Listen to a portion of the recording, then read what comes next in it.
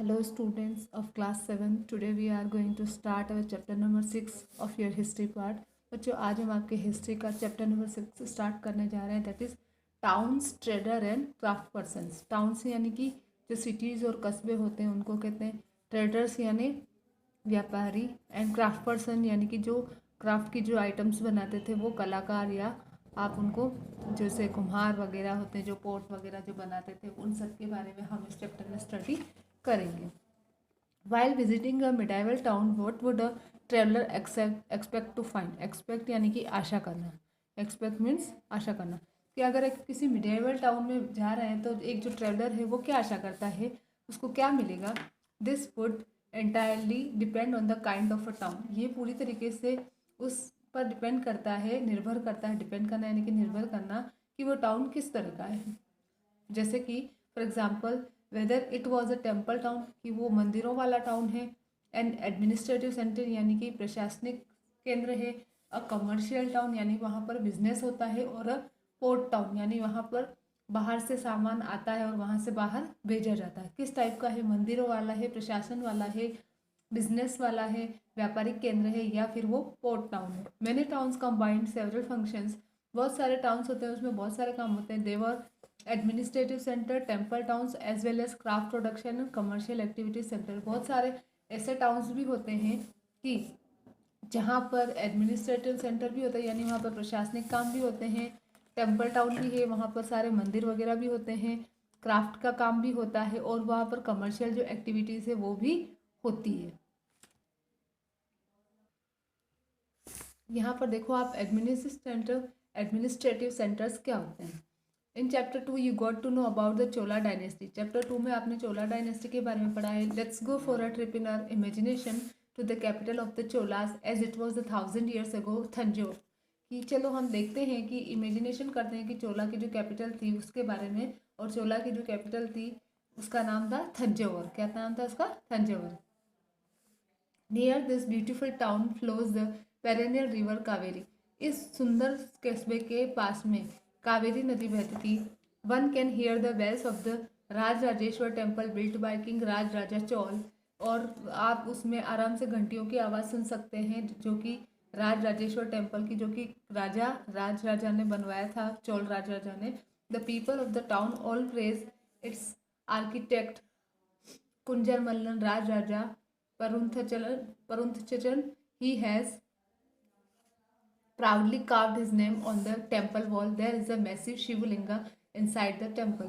कि वहाँ के जो लोग थे, उस कस्बे के, तंजौर कस्बे के जो लोग थे, वो राज राजा की जो बहुत ही प्रशंसा करते थे। उसका जो आर्किटेक्ट था कुमार रंजन राज राजा, जो बनाने वाला जो था उस मंदिर को, उसके बाद उसकी बहुत तारीफ करते हैं। और उसने बहुत प्राउडली यानी गर्व से अपना नाम मंदिर की दीवार पर खुदवाया था। मंदिर के अंदर जो था एक शिवलिंग था। There are palaces with mandaps और pavilions beside the temple for issuing order to their subordinates. Kings often hold court in these mandapas. There were barracks for the army as well. कि महल जो थे, महलों में मंडप और पवेलियन बने होते थे मंदिरों के साथ ही साथ। मंदिर के तो बने ही होते थे, साथ ही साथ मंडप बने होते थे। और ऑर्डर इशू करने के लिए यानी आदेश देने के लिए अपने जो सबॉर्डिनेट होते हैं उनके लिए राजा क्या करता था, दरबार लगा था इन मंडप्स में। और आर्मी को रखने के लिए बैरक भी बनाए गए थे। The town was well known for market selling grain, spices, cloth and jewellery. जो टाउन जो था वो, थंजावुर टाउन जो था वो अपने मार्केट के लिए बहुत अच्छी तरीके से जाना जाता था। वहाँ पर अनाज, मसाले, कपड़े, ज्वेलरी ये सब बेचे जाते थे। Wells and tanks were used for water supply in the town. उस टाउन में कुएं और टैंक वाटर सप्लाई के लिए थे।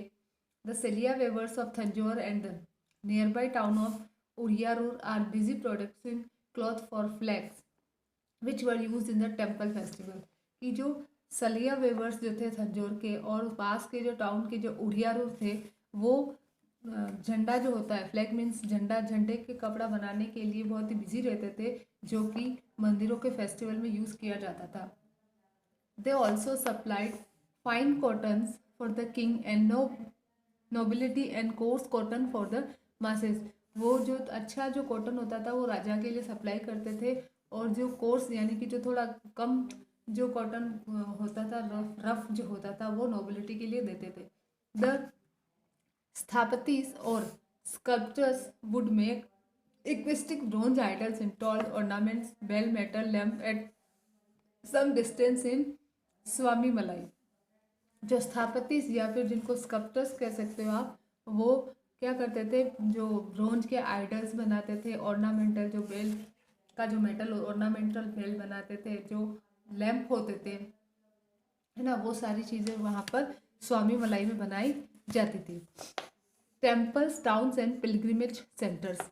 टेम्पल यानी मंदिर, कस्बे जो टेम्पल टाउन होते थे, और जो पिलग्रिमेज सेंटर थे यानी यात्रा के जो केंद्र होते थे। पिलग्रिमेज का मतलब होता है यात्रा, तीर्थ यात्रा जो होती है उसको पिलग्रिमेज कहते हैं। A perfect example of a town is Tanjore urbanization. The process by which city is developed is also represented by temple towns.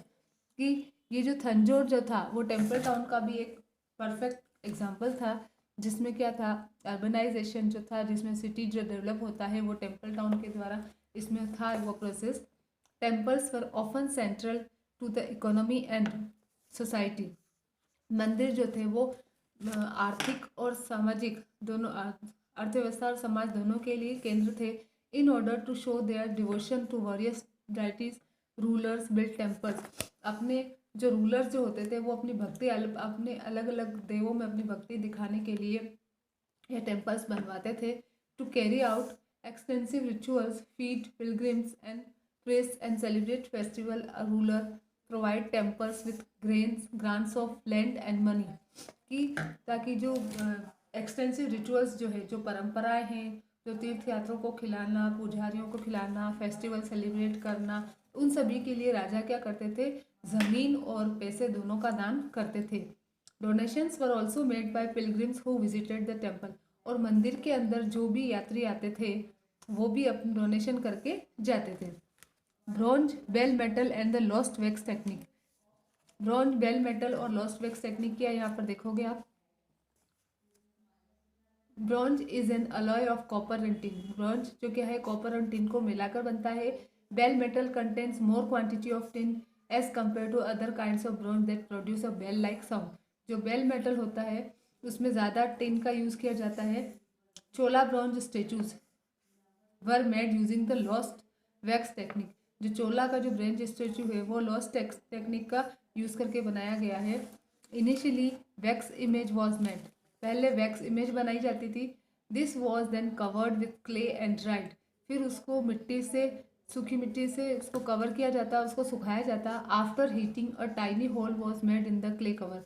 और गर्म करने के बाद में उस क्ले कवर में एक छोटा सा होल कर दिया जाता। The molten wax was drained out through this hole. फिर उस छेद के थ्रू जो पिघला हुआ जो मोम होता था वो डाला जाता था। Then molten metal was poured into the clay mould through the hole. और फिर जो पिघला हुआ जो मेटल होता था वो उस क्ले मोल्ड में डाला जाता था उसी छेद के द्वारा। Once the metal cooled and solidified. एक बार जब वो मेटल ठंडा हो जाता और सॉलिड हो जाता यानी स्ट्रॉन्ग हो जाता, the clay cover was remove carefully. वो जो क्ले कवर होता था उससे बिल्कुल ध्यान से हटा लिया जाता था। After this the image was clean and polish. इसके बाद इमेज को साफ किया जाता और उसको पॉलिश किया जाता। ये है आपकी लॉस्ट वैक्स टेक्निक। तो क्या किया जाता था इसमें देखो, पहले तो एक इमेज बनाई जाती, वैक्स इमेज बनाई जाती। इमेज बनाने के बाद में उसको क्ले से कवर किया जाता। कवर करने के बाद उसको सुखाया जाता। जब वो सूख जाता और फिर उसको हीट करते, गर्म करते, तो उसके बाद क्या करते, क्ले कवर में एक छेद बना लेते थे और उस छेद से पिघला हुआ वैक्स जो था वो उस मोल्टन वैक्स जो था बाहर निकाल लिया जाता उस छेद के द्वारा। गर्म करते तो क्या होता, अंदर वाला जो मोम होता वो पिघल जाता और फिर उसको उस छेद से बाहर निकाल देते। फिर उसके बाद में क्या करते, जो पिघला हुआ मोम बाहर निकालने के बाद पिघला हुआ मेटल जो होता था वो उसी होल से उस क्ले मोल्ड के अंदर डाला जाता। फिर जैसे ही वो मेटल ठंडा होता तो वो क्या हो जाता, फिर सॉलिड हो जाता। और फिर ध्यान से बहुत ही केयरफुली जो क्ले का जो बाहरी जो कवर होता था उसको हटा लिया जाता था। उसके बाद जो इमेज होती उसको बिल्कुल क्लीन कर दिया जाता और पॉलिश कर दिया जाता।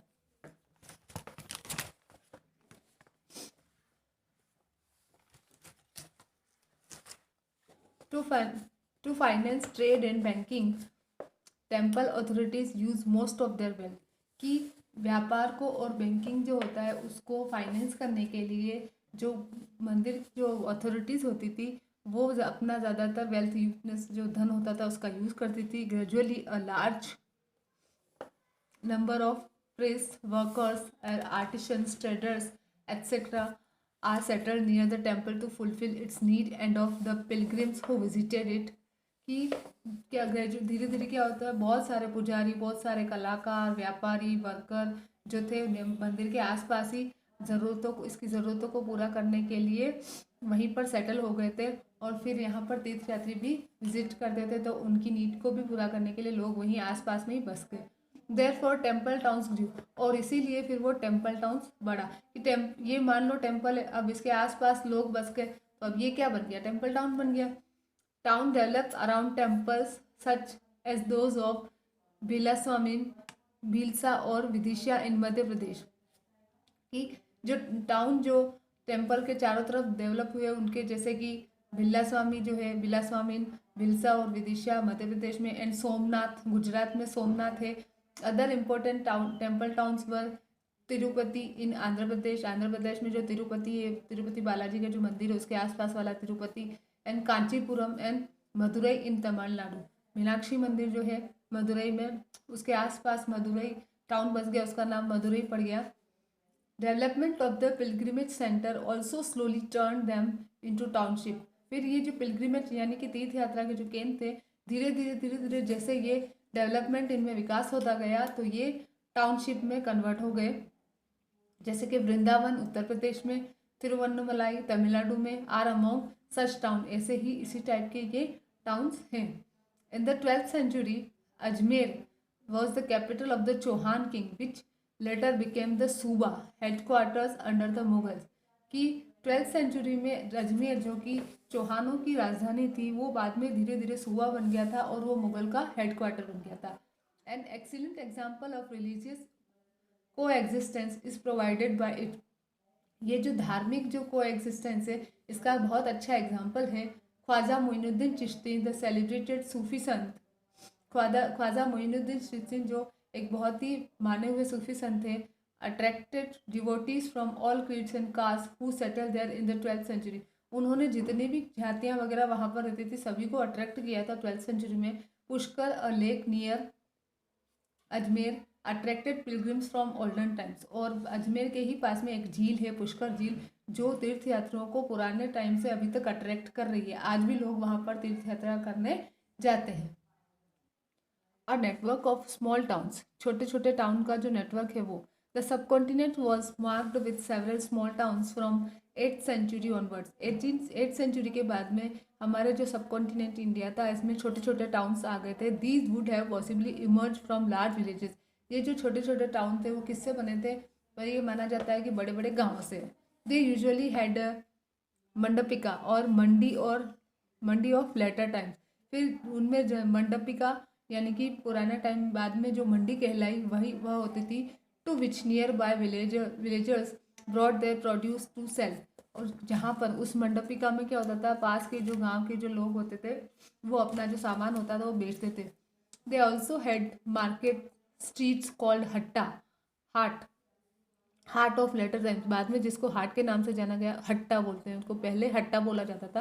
तो उनमें मार्केट स्ट्रीट भी होती थी. हट्टा हैड मैनी शॉप, बहुत सारी दुकानें होती थी. Apart from this there were streets for different kinds of artisans such as potters, oil pressers, sugar makers, toddy makers, smith, stone masons, etc. और इन सभी के साथ ही साथ कुछ ऐसी गलियाँ भी होती थी कलाकारों के लिए जहाँ पर कि पॉटर है, ऑयल प्रेसर है, शुगर बनाने वाले, टोडी मेकर है, लोहार वगैरह है, स्टोन मेसन है, ये सारे लोग थे.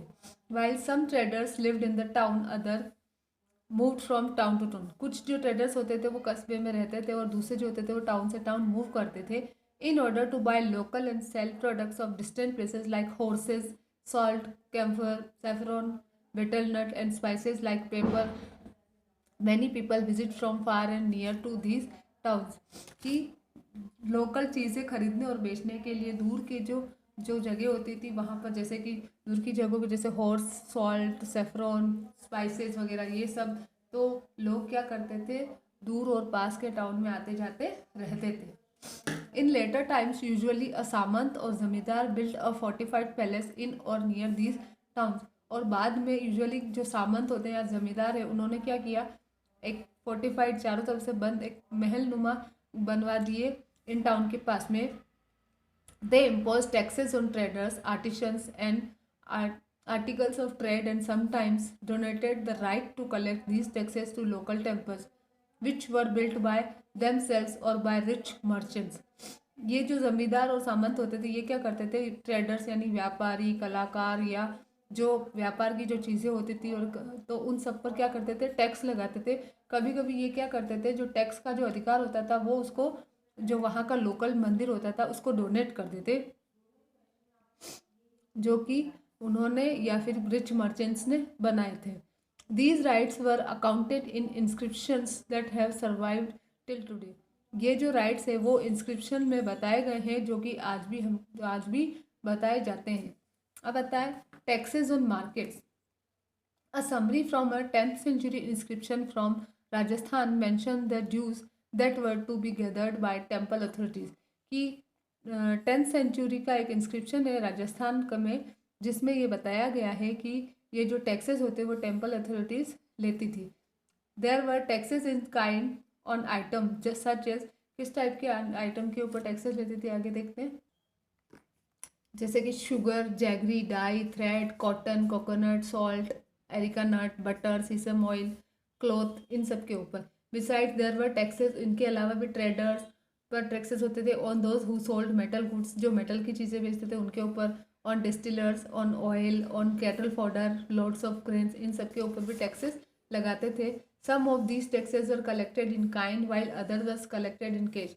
इनमें से कुछ तो चीज़ों के रूप में लिए जाते थे, बाकी दूसरे कैश के रूप में लिए जाते थे। अब ट्रेडर्स, व्यापारी, बड़े और छोटे व्यापारी। Traders were of many kinds which included the Banjaras. Several traders, particularly horse traders, formed association with headmen who bought horses and negotiated on their behalf with warriors। कि ट्रेडर बहुत सारे टाइप के होते थे, जिनमें बंजाराज भी आते हैं। कुछ जो व्यापारी होते थे पर्टिकुलरली, जैसे कि हॉर्स के जो व्यापारी होते थे, वो उन्होंने क्या किया था, वो फॉर्म एसोसिएशन, अपने हेडमैन के साथ वो क्या करते थे, एसोसिएशन बना देते थे, जो कि हॉर्स खरीदते और फिर उनको वॉरियर्स के साथ नेगोशिएट करते थे। Traders usually traveled in caravans and to protect their interests formed guilds since they had to pass through many kingdom and forests। कि ये जो ट्रेडर्स होते थे यूजुअली ये कारवा में ट्रेवल करते थे, ताकि वो अपने जो चीज़ें हैं उनको प्रोटेक्ट कर सके, क्योंकि उनको बहुत सारे राज्यों से और बहुत सारे जंगलों से होकर गुजरना पड़ता था। From the 8th century onward there were several such guilds in South Asia. ऐसे ही कुछ ग्रुप थे 8th सेंचुरी के बाद में साउथ इंडिया में। The most renowned were the Manigramam and नाना देसी।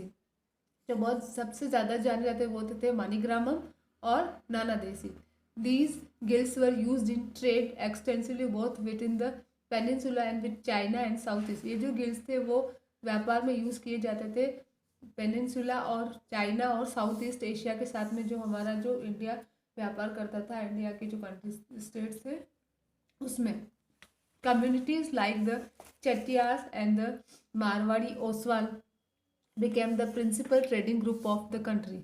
और कुछ ऐसे समुदाय जैसे कि चेटियार्स थे और मारवाड़ी ओसवाल थे, ये जो थे वो ट्रेडिंग ग्रुप बन गए थे कंट्री के। Most importantly Gujarati traders along with the communities of Hindu Banias and Muslim Bohras traded extensively with the ports of the Red Sea, Persian Gulf, East Africa, Southeast Asia and China। जो गुजराती व्यापारी, उनके साथ ही हिंदू बनिए, मुस्लिम बोहरा, ये सब भी जो पोर्ट होते थे वहाँ से वो ट्रेडिंग करते थे। ये सारी Persian gulf, east Africa, south East Asia और चाइना, यहाँ सब जगह में।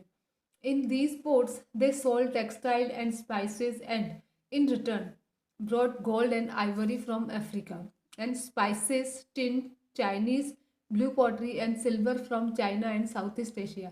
कि ये लोग क्या करते थे कि इन पोर्ट्स में टेक्सटाइल और स्पाइसेस बेचते थे और वापस रिटर्न में वो क्या करते थे, गोल्ड खरीदते थे, आइवरी खरीदते थे अफ्रीका से, स्पाइसेस, टिन, ये सब खरीदते थे। चाइनीज़ ब्लू पॉटरी खरीदते थे और चाइना से सिल्वर खरीदते थे और साउथ ईस्ट एशिया से। On the west coast were the towns, west coast पर क्या थे, टाउन्स थे विच वर होम टू अरब, जो कि अरब के लिए, पर्शियन के लिए, चाइनीज़ के लिए, जेविश के लिए और सीरियन जो क्रिश्चियन ट्रेडर्स थे उन सब के लिए होम थे। Italian traders sold the Indian spices and cloth in the Red Sea port, जो इटालियन व्यापारी होते थे वो इंडियन स्पाइसेस और क्लोथ को रेड सी पोर्ट में बेचते थे। These products letter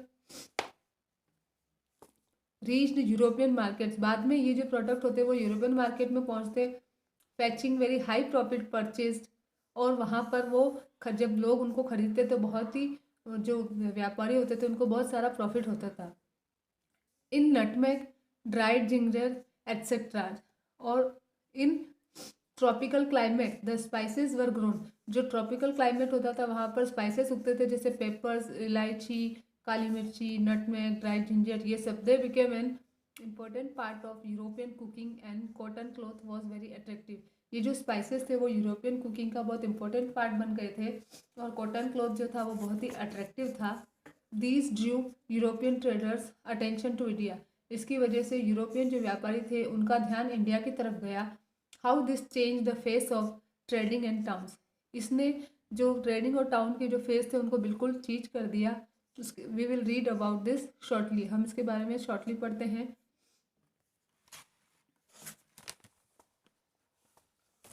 Kabul, present day Pakistan with its rugged and mountainous landscape became politically and commercially important from the 16th century onwards। 16th century के बाद में काबुल एक इम्पोर्टेंट जो कमर्शियली बन गया था, इम्पोर्टेंट बन गया था। Kabul and Kandahar were linked to be celebrated silk route, Kabul और कंधार जो वो सेलिब्रेट सिल्क रूट में आते थे। Apart from this the horses trade was primarily carried on through this route, इसी रूट से हॉर्स ट्रेड भी होता था। In the 17th century, Jean Baptiste Tavernier, 17th century में जीन बैप्टाइज टवेर्नियर एक डायमंड मर्चेंट था। Estimated that the horse trade at Kabul amounted to 30,000 annually, कि काबुल में जो हॉर्स ट्रेड होता है वो कितना होता था एनुअली 30,000 रुपीज़ का, which was handsome amount in those days, जो उस टाइम में बहुत अच्छा अमाउंट माना जाता था। Dried fruit, date, carpet, silk and even fresh fruit were carried on camels from Kabul to the subcontinent elsewhere। Kabul से पूरे सब कॉन्टिनेंट और सब तरफ ड्राई फ्रूट, डेट, कारपेट, ये सिल्क, ये सब ले जाया जाता था। Slaves were also brought here for sale, और यहाँ पर जो थे नौकर मजदूर जो होते थे उनको भी बेचने के लिए लेकर आते थे। यहाँ पर आपका पार्ट 1 ओवर होता है, पार्ट 2 जो है हम नेक्स्ट वीडियो में पढ़ेंगे।